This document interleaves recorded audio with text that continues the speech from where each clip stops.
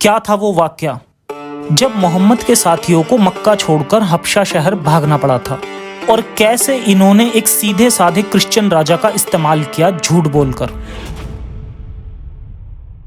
محمد کی زندگی سے سچ ڈھونڈنے کی کوشش کرتی اس سیریز میں اب تک ہم نے بخوبی جان لیا کہ چاہے خدیجہ کے رتبے سے ہی صحیح، مکہ والے اور یہودی لوگ محمد میں ایک سچا نبی ڈھونڈنے کی کوشش تو کرتے تھے، لیکن ظلمی تو بالکل نہیں تھے۔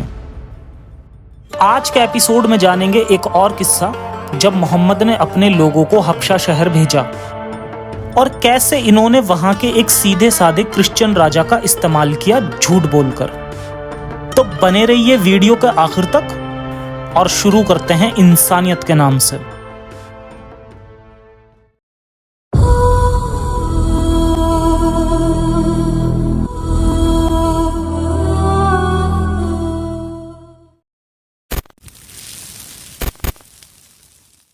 یہ ایک ایتھیسٹ چینل ہے جو اسلام کی سچائی مسلم لوگوں تک پہنچا کر انہیں ہیومینسٹ اور ریشنلسٹ بنانے کی کوشش کرتا ہے۔ ہمارا مقصد مسلم لوگوں کے پرتی کسی طرح کی نفرت پھیلانا یا انہیں نیچے دکھانا نہیں ہے۔ دا محمد، جس سیریز میں اب تک ہم نے محمد کی شروعاتی زندگی کی کہانی جانی کہ کس طرح محمد کو مکہ میں اپنے نبی ہونے کا دعویٰ کرنے کے بعد ان دعووں کو ثابت کرنے کی چنوتیاں ملیں جن میں محمد پوری طرح فیل ثابت ہوئے۔ نہ تو انہوں نے کسی نبی کی طرح کوئی کرشمہ کر کے دکھایا اور نہ ہی ان کے سوالوں کے جواب دینے میں ہی کامیاب ہوئے۔ اسی بیچ بہت سے لوگ جو خدیجہ کے رتبے کی وجہ سے اسلام قبول کر چکے تھے، ان میں سے کئی لوگ اسلام سے کنارہ بھی کرتے رہتے تھے اور اپنے پرانے مذہب میں بھی لوٹ جاتے تھے۔ اسی طرح محمد کی زندگی میں اتار چڑھاؤ آتے رہے، لیکن اب تک محمد کے فالوورز کا ایک کافی بڑا گروپ بن چکا تھا جو محمد کے لیے مکہ کے باقی لوگوں سے لڑتے تھے، ان کے مذہبوں کا اپمان کرتے تھے اور کچھ بڑی بات ہونے پر محمد کے چاچا ابو طالب محمد کا ساتھ دیا کرتے تھے۔ محمد کی انہی سب حرکتوں کے چلتے آئے دن مکہ کے لوگ ان کا بائیکاٹ کر دیا کرتے تھے۔ حالانکہ مسلم اسکالرز ان دونوں طرفہ جھگڑوں کو ایک طرفہ بتاتے ہیں اور کچھ قصے ایسے بنا لیے گئے ہیں جنہیں سن کر یہ لگتا ہے کہ محمد اور ان کے فالوورز پر مکہ کے لوگ بڑے ظلم و ستم کرتے تھے۔ حالانکہ جھوٹ کو جھوٹ ثابت کرنے کے لیے بہت مشقت نہیں کرنی پڑتی۔ اسلامک اسکرپچرز میں خود اتنی کانٹراڈکشن مل جاتی ہیں کہ وہ قصے کہانیاں خود ہی جھوٹے ثابت ہو جاتے ہیں۔ ایسے 3 قصوں کا اگزامپل لیتے ہیں جو خود بخود جھوٹ ثابت ہو جاتے ہیں۔ پھر آگے جانیں گے محمد کے ساتھیوں کا حبشہ شہر بھاگ جانے کا واقعہ اور وہاں کے کرسچنز راجا کو جھوٹ بول کر بے وقوف بنانے کا واقعہ۔ حبشہ اس وقت افریقہ میں موجود تھا اور ہجرت کا یہ واقعہ مدینے میں ہوئی ہجرت سے پہلے ہوا تھا۔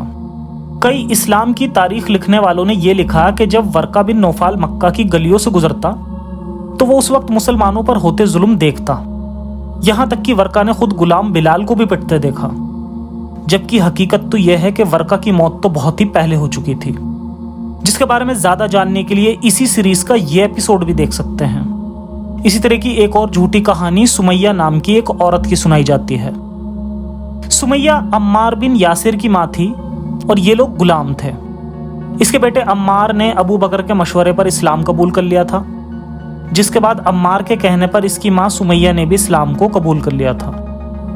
تاریخ میں لکھے ظلموں میں سب سے بڑا ظلم اگر مکہ میں کسی کے ساتھ ہوا تو اس میں سے ایک نام سمیہ کا آتا ہے۔ ابن سعد اکلوتا ایسا اتہاس کار ہے جو لکھتا ہے کہ ابو جہل کے ہاتھوں سمیہ کی موت ہوئی۔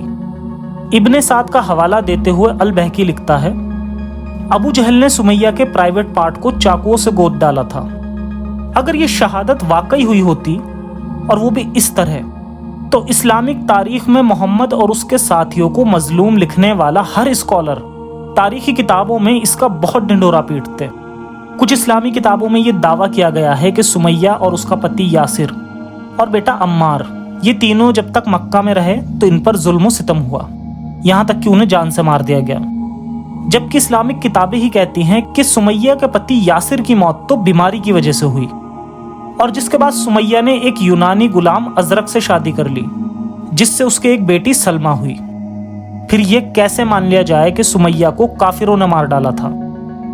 ازرق طائف کا رہنے والا تھا اور یاسر کی موت کے بعد سمیہ نے ازرق سے شادی کی۔ और ताइफ में जाकर रहने लगी। और इस्लामिक तारीख लिखने वालों ने ये लिख दिया कि उसे कत्ल कर दिया गया, और इसीलिए सुमैया पर जुल्म सितम और उसकी शहादत के किस्से झूठे गढ़े गए हैं। ऐसे ही तीसरा झूठ हमें मिलता है बिलाल के बारे में। कुछ इस्लामिक किताबों में यह भी लिखा है कि इस्लाम की राह में शहीद होने वाला पहला शख्स बिलाल था, जबकि बिलाल मक्का में हुए उस जुल्म के बाद भी लंबे समय तक जिंदा रहा, और जब मोहम्मद ने मक्का पर कब्जा कर लिया तो यहाँ इसके साथ आया और काबा की मीनार से आजान देता था, और उसके बाद बिलाल की खुद अपनी कुदरती मौत हुई। दरअसल जितने लोगों पर जुल्म के किस्से हमें मिलते हैं वो सारे या तो गुलाम थे या फिर वो नौजवान लोग जिन्होंने अपने माँ बाप के मजहब को छोड़कर इस्लाम को कबूल कर लिया था। ऐसे ही सुमैया का परिवार भी गुलाम था। यहाँ बिल्कुल भी ऐसा नहीं था कि इस्लाम कबूल करने के बाद कोई भी इन पर अचानक हमला कर देता था, बल्कि उनको सजा अगर दी भी जाती थी तो खुद उनके घर वाले या उन गुलामों के मालिक ही हुआ करते थे। इसके अलावा तबरी में आता है कि मोहम्मद की वाहियात हरकतों की वजह से ही लोग मोहम्मद का साथ छोड़कर जाने लगे थे। यहाँ तक कि इस्लाम कबूल करने के बाद भी मक्का में रहकर कई सारे मुस्लिम इस्लाम छोड़ भी देते थे। इसके बाद मोहम्मद के साथ बहुत ही कम लोग बचते थे जो कि इस्लाम पर कायम रहे। कुछ अरसा ऐसे ही बीता, जिसके बाद कुरैश के रईसों ने मशवरा किया कि जो लोग इस्लाम को कबूल कर चुके हैं उनका बायकॉट किया जाए। इस बायकॉट की वजह वही सब थी, इन लोगों का उनके बुतों का मजाक बनाना या मोहम्मद का उस वक्त के जवान बच्चों का ब्रेन वॉश करके उनकी फैमिली से उनको अलग करना, या उन लोगों के गुलामों को इस्लाम एक्सेप्ट करवाकर उनसे अपने लिए इस्लाम की दावत करवाना और उनके मालिक को नुकसान पहुंचाना। हबशा की पहली हिजरत। याद रहे, यह हिजरत मक्का से मदीने की हुई हिजरत नहीं है, बल्कि ये इवेंट उससे कुछ साल पहले हुआ था, जिसमें मोहम्मद के कुछ साथी मक्का में एब्सीनिया यानी हबशा की ओर हिजरत कर लेते हैं। यह हिजरत 2 बार हुई। पहली बार में चंद लोगों ने ही हिजरत की और दूसरी बार में कई लोगों ने मक्का शहर छोड़ दिया। तारीख तबरी में लिखा है, हबशा की पहली हिजरत तब हुई जब मक्का में कुछ लोगों को इस्लाम कबूल करने की वजह से तकलीफों का सामना करना पड़ा। हालांकि मक्का वालों का लोगों को सजा देकर उनको वापस अपने पुराने मजहब में लौटाने का इनका ये तरीका काम कर गया, जिससे मोहम्मद के साथियों ने उसका साथ भी छोड़ दिया। तब कुछ मुसलमान भी मजहब इस्लाम से पीछे हटकर अपने पुराने दीन पर वापस भी आ गए थे, और फिर जिसके बाद सिर्फ कुछ ही लोग इस्लाम पर कायम रहे। जब इनके साथ इस तरह की हरकत की गई तो इन्होंने मक्का छोड़कर हबशा जाने का फैसला किया, जो कि अफ्रीका का एक ईसाई मुल्क था, और उस वक्त हबशा का बादशाह एक नेक दिल इंसान था। हबशा के लोग ईसाई मजहब को फॉलो करते थे। साथ ही साथ हबशा में मक्का के कुरैश के तिजारती काफिले तिजारत के सिलसिले में जाया करते थे, इसीलिए इसके ताल्लुकात मक्का वालों के साथ भी बड़े अच्छे थे।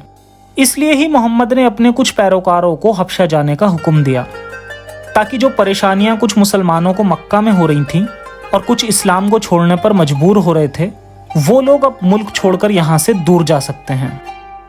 अबू जाफर कहता है कि पहली हिजरत में जो मुसलमान अपना वतन छोड़कर हबशा गए थे उनकी तादाद 15 थी, जिसमें से 11 मर्द थे और 4 औरतें।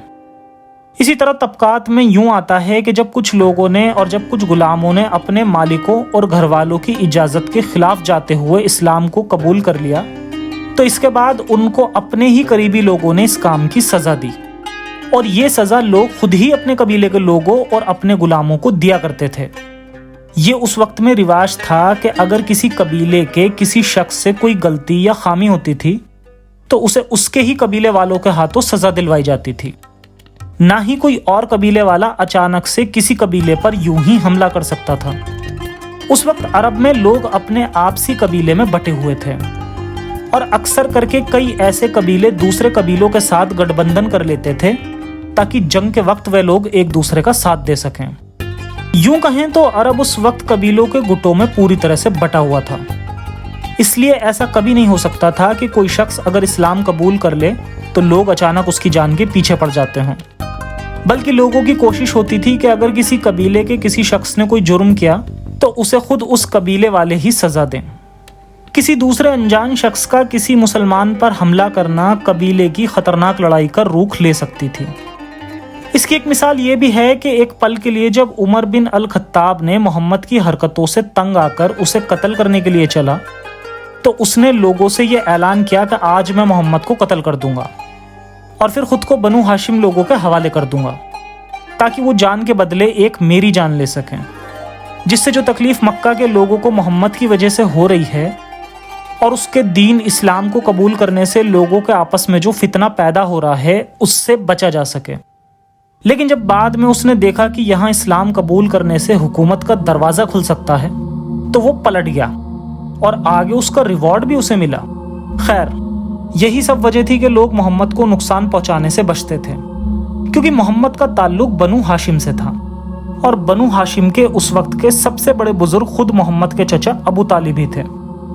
شروعات میں تو ابو طالب نے بھی محمد کو ان سب حرکتوں سے روکا، مگر محمد نے کبھی بھی اپنی ضد کو نہیں چھوڑا، جس کے بعد ابو طالب نے محمد کو روکنا ہی بند کر دیا تھا۔ بلکہ الٹا ابو طالب کو محمد کی اتنی چنتا ہوتی تھی کہ وہ اپنی پوری کوشش کر کے محمد کی حفاظت کرتا تھا اور بنو ہاشم والوں سے بھی بار بار محمد کی رکھوالی کرنے کو کہتا تھا۔ اسی وجہ سے لوگوں نے محمد کو کچھ نہیں کہا اور مکہ والوں نے اپنے ہی قبیلوں کے لوگوں اور غلاموں کو سزا دی جنہوں نے اپنا مذہب تبدیل کر دیا تھا۔ خیر، کچھ لوگوں نے اسلام قبول کر لیا تھا اور جس میں کچھ لوگ ایسے بھی موجود تھے جن کا رتبہ ان کے قبیلوں میں یا پھر مکہ شہر میں کافی اونچا تھا، جیسے عمر، حمزہ اور عثمان وغیرہ۔ ان لوگوں نے تقریباً اسی وقت یعنی ہجرت حبشہ کے وقت ہی اسلام کو قبول کیا تھا، اور ان لوگوں کے اسلام قبول کرنے کی کیا وجہ تھی اس پر بھی خود اسلامک اسکرپچرز میں الگ الگ تھیوریز موجود ہیں، جسے ہم آگے آنے والے ایپیسوڈز میں جانیں گے۔ فی الحال دیکھتے ہیں کچھ لوگوں کے اسلام قبول کرنے اور جس سے ان پر مصیبتیں پہنچنے کے بعد کس طرح انہوں نے حبشہ کی ہجرت کی۔ جن لوگوں کو اسلام قبول کرنے کے بعد سزا دی گئی تھی ان سے محمد نے کہا کہ اگر تمہیں تکلیف ہوتی ہے تو تم لوگ یہ ملک چھوڑ کر چلے جاؤ۔ لوگوں نے کہا پھر ہم کہاں جائیں؟ اس پر محمد نے کہا کہ تم حبشہ کی اور چلے جاؤ۔ اسی طرح تبری میں آتا ہے کہ محمد نے انہیں حبشہ کی اور جانے کا حکم دیا اور کہا کہ ایسے وقت میں تمہارے لیے بہتر ہوگا کہ تم وہاں چلے جاؤ، کیونکہ وہاں کا راجہ کسی کو اس کے مذہب کی بنیاد پر پریشان نہیں کرتا۔ اسی لیے مسلمانوں میں سے چند لوگ حبشہ کی اور چلے گئے اور اس طرح اسلام کی پہلی ہجرت ہوئی۔ پہلی ہجرت میں مسلم مہاجرین جنہوں نے خفیہ طور پر ہجرت کی تھی ان کی تعداد 11 مرد اور 4 عورتیں تھیں۔ ادھر جب مکہ والوں کو پتہ چلا کہ محمد کے کچھ پیروکار اب ہجرت کر کے حبشہ کی اور جا رہے ہیں تو اس سے مکہ کے لوگ گھبرا گئے، کیونکہ یہ ہجرت پریوار والوں کو آپس میں الگ کرنے والی تھی اور مکہ کے لوگ نہیں چاہتے تھے کہ ان کے آپسی لوگ ملک چھوڑ کر چلے جائیں۔ اس لیے انہوں نے مسلمانوں کو روکنے کی پوری کوشش کی، مگر وہ لوگ اس میں ناکام رہے۔ ان اسلامک ہسٹری سے پتہ چلتا ہے کہ کچھ لوگوں کو ان کے گھر کے اندر قید کر دیا گیا تھا تاکہ وہ گھر چھوڑ کر ہجرت نہ کر لیں۔ محمد کی نبوت ملنے کے 5 سال بعد جب مسلمانوں نے ہجرت کی اس وقت قریش کے لوگ ساحل سمندر یعنی سمندر کے کنارے تک ان کا پیچھا کیا، مگر ان لوگوں کا آنے سے پہلے ہی یہ لوگ جہاز پر سوار ہو چکے تھے، اسی لیے وہ لوگ ان میں سے کسی کو بھی نہیں روک پائے۔ اسی طرح سمندری سفر کر کے جب یہ لوگ عرب سے افریقہ پہنچے تو اس وقت ہجرت کرنے والے مسلمانوں نے بیان کیا کہ جب ہم لوگ حبشہ پہنچے تو وہاں کے بادشاہ نے ہم سے بڑا اچھا سلوک کیا اور وہاں پر رہ کر ہمیں اپنے دین کی پیروی کرنے کی پوری آزادی دی گئی، نہ ہم وہاں ستائے گئے اور نہ ہمیں کوئی ناگواری گزری، بلکہ ہم نے تو وہاں خوب اللہ کی عبادت کی۔ اسی طرح تبری میں بتایا گیا ہے کہ کیا اصل وجہ تھی جو کچھ لوگوں نے ہجرت کی۔ جب محمد نے دیکھا کہ ان صحابہ میں سے کچھ لوگ مصیبت میں ہیں اور محمد ہر ممکن کوشش میں اس مصیبت سے ان لوگوں کو باہر نکالنے میں ناکام تھا، ابو بکر سے جتنا ہو پاتا تھا وہ اپنی دولت خرچ کر کے ان غلاموں کو خود خرید لیتا تھا تاکہ ان کے مالک ان کو اسلام قبول کرنے کی بنا پر سزا دینا بند کر دیں۔ اسی طرح اپنی دولت کو جٹا کر اس وقت کے مسلمان باقی غلاموں کو خریدنے کی کوشش کرتے تھے، مگر ایک وقت کے بعد انہوں نے اپنی ساری رقم صرف غلاموں کو خریدنے میں ہی خرچ کر دی، جس میں سے ایک بڑا کردار ابو بکر نے نبھایا تھا۔ ابو بکر نے بلال کو اس کے مالک امیہ سے خرید لیا تھا۔ ایک بات یاد رہے کہ محمد نے یہاں ان غلاموں کو خرید کے ڈائریکٹ آزاد نہیں کیا تھا، بلکہ محمد نے غلامی کی گھٹیا پرتھا کے ساتھ ساتھ ایک اور واہیات پریکٹس کو انجام دیا۔ محمد کی سیرت پڑھ کے یہ بات پتہ چلتی ہے کہ وہ بھی ایک ریسسٹ تھا اور کئی بار غلاموں کو ایز اے کرنسی استعمال کرتا تھا۔ محمد عام طور پر ایک عربی غلام کے بدلے 2 کالے حبشی غلاموں کی ادلا بدلی کرتا تھا، اور ایسا مدینہ کی ہجرت کے وقت بھی ہوا تھا۔ تو یہ تھی اصل وجہ اس ہجرت کی، تاکہ غلام اور باقی لوگ اپنے قبیلوں کے لوگوں کی سزاؤں سے بچ سکیں۔ حالانکہ بعد میں اسلام نے تو اس سے بھی زیادہ غلط کیا، اور اسلام سے بھاگنے کی سزا تو موت بنا دی گئی۔ خیر، ہجرت کرنے والوں میں کئی سارے لوگ ایسے بھی تھے جو اپنے پریوار کے ساتھ ہی ہجرت کر لیتے ہیں اور وہاں جا کر بڑے آرام سے اسلام کو فالو کرنے لگتے ہیں۔ حبشہ ایک عیسائی ملک تھا، یعنی مسلموں کی سب سے پہلے جن لوگوں نے مدد کی وہ عیسائی تھے۔ مگر خود ہمیں محمد کی حدیث ایسی ملتی ہے جس میں جب محمد اپنی زندگی کی آخری سانسیں گن رہا ہوتا ہے تو یہودیوں اور عیسائیوں کو کوستے ہوئے کہتا ہے کہ میرا بس چلے تو پورے سرزمین عرب ان یہودیوں اور عیسائیوں کو باہر نکال دوں۔ اور یہ عمل پورا ہوتا ہے جب دوسرے خلیفہ عمر کی خلافت آتی ہے، جس میں پورا عرب فتح ہو گیا تھا اور انہی عیسائیوں کو اپنے مذہب تبدیل کرنے یا ملک چھوڑ کر بھاگنے پر مجبور ہونا پڑا تھا۔ مگر یہ لوگ اس بات کو بھول جاتے ہیں کہ پہلی ہجرت کے وقت جس ملک نے ان کی مدد کی وہ خود بھی ایک عیسائی ملک تھا۔ حبشہ کے حالات اور پھر دوسری ہجرت۔ جب اس بارے میں قریش کے لوگوں کو اطلاع ہوئی کہ محمد کے چند ساتھی ہجرت کر کے حبشہ پہنچ چکے ہیں تو انہوں نے آپس میں مشورہ کیا اور پھر یہ فیصلہ کیا کہ ہم لوگ نجاشی، جو کہ وہاں کا بادشاہ تھا، اس کے پاس اپنے 2 آدمی بھیجیں گے، جس کے بعد ان کی طرف سے عمر ابن العاص اور عبداللہ بن ابی ربیہ کو روانہ کیا گیا، اور ساتھ ہی ساتھ ان کو حکم دیا کہ تم ہر حال میں مکہ کے مہاجرین کو واپس لے آنا۔ انہوں نے ان دونوں کو ہدیہ کے طور پر کچھ چیزیں بھیجیں، یعنی کچھ اپہار، جو انہوں نے پہلے نجاشی کے وزیروں کو دیں اور پھر نجاشی کو دیں، اور پھر ساری صورتحال ان لوگوں نے بتانا شروع کر دیا کہ کس طرح ہماری قوم کے کچھ لوگ ہجرت کر کے یہاں پر آئے ہیں، جنہوں نے اپنا ایک الگ ہی دین بنا لیا تھا، اور اب ان لوگوں نے آپ کے ملک میں پناہ لی ہے، اس لیے آپ ان لوگوں کو واپس لوٹا دیں جو ناسمجھی میں اپنے راستے سے بھٹک گئے ہیں۔ اس پر نجاشی، جو کہ خود عیسائی تھا، کہتا ہے کہ میں ان مسلمانوں کو واپس نہیں بھیج سکتا کیونکہ یہ لوگ خوشی سے میری زمین پر مہمان بن کر آئے ہیں۔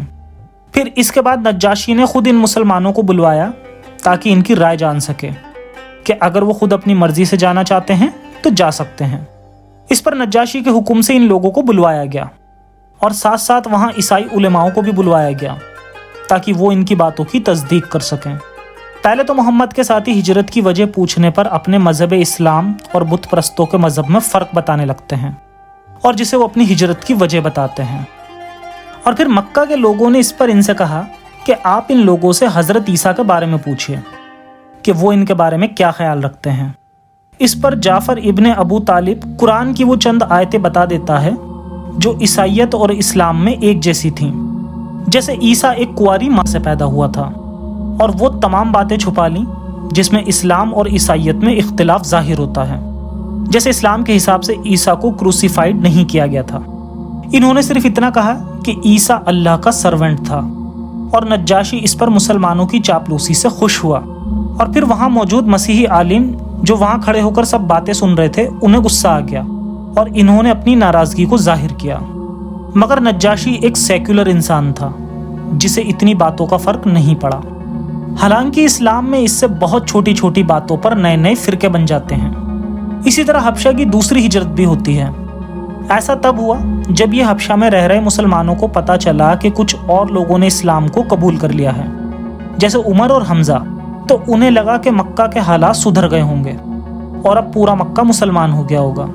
اسی لیے حبشہ سے چند لوگ واپس مکہ تشریف لے آئے، مگر یہاں کے حالات میں زیادہ فرق نہیں آیا تھا، اس لیے محمد نے انہیں واپس حبشہ جانے کا حکم دیا، اور اس بار ایک بڑی تعداد ہجرت کر لیتی ہے جس میں 83 مرد اور 18 عورتیں شامل تھیں۔ کچھ اسلامک اسکالرز نے یہ بھی لکھا کہ وہ راجہ نجاشی اسلام سے بہت امپریس ہو گیا تھا اور اس نے خدا کے سچے کلام کو سن کر اسلام قبول کر لیا تھا، لیکن یہ بھی جھوٹ ہے، بلکہ جب محمد نے اس نجاشی راجہ کے مرنے کے بعد اس کے نام کی نماز مدینہ میں پڑھنے کے لیے کہا تو محمد کے ساتھیوں نے ایسی بات کہی جس سے یہ تو پتہ چلتا ہی ہے کہ وہ عیسائی ہی مرا تھا، بلکہ ان کے ریسسٹ ہونے کا بھی ایک اور ثبوت ملتا ہے۔ انہوں نے کہا، ہم ایسے شخص کے لیے نماز کیوں پڑھیں جو حبشی تھا، یعنی کالا تھا اور مسلمان بھی نہیں تھا؟ تو اس پر محمد نے ان سے ایسا کچھ نہیں کہا کہ کالا یا گورا ہونے سے کوئی فرق نہیں پڑتا، کیونکہ محمد تو خود ریسسٹ تھا जिसके हमें कई सबूत भी मिलते हैं। बल्कि मोहम्मद हमेशा की तरह जवाब ना होने पर एक और आयत उतार देता है जो कहती है कि बेशक अहले किताब में से कुछ लोग ऐसे हैं जो अल्लाह पर ईमान रखते हैं। यहाँ मोहम्मद ने भले ही उस राजा के लिए नमाज पढ़वा दी हो, लेकिन अपने जिंदगी के आखिरी वक्त तक मोहम्मद बाकी मजहबों से बहुत ज्यादा नफरत करने लगा था, जो कि हमें आगे के एपिसोड्स में धीरे धीरे पता चलेगा।